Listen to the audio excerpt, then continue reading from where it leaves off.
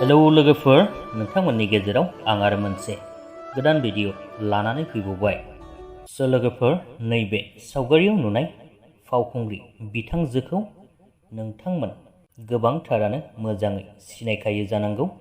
मानोना बिथाङाबो मोनसे समाव बयजोंबो अनसायजाबोनाय मुंदांखा फावखुंग्रिमोन। बिथांनि मुङानो जादों निजोम नार्जारी। बिथां निजोम नार्जारी बिथाङाबो गोबां बर' सावथुन आरो एलबामफोराव फाव खालामबोनानै बर' हारिमुखौ फोथांनानै लाखिनाय आरो जौगानायाव गोबाङैनो मदद खालामबोदोंमोन। बेनिखायनो बिथांनि सोमोन्दैबो गोबांथारानो मोनथिनो लुबैनानै दं।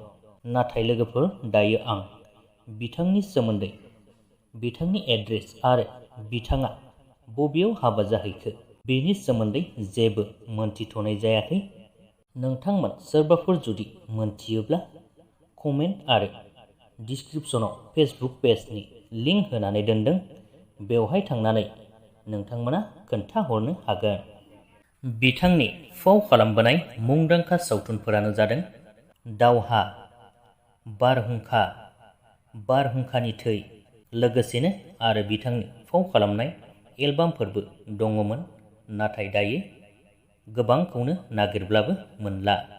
जिखिजाया लोगोफोर, आरोबाव बिथांनि सोमोन्दै मोजाङै भिडिअ लाबोबावनो नाजागोन।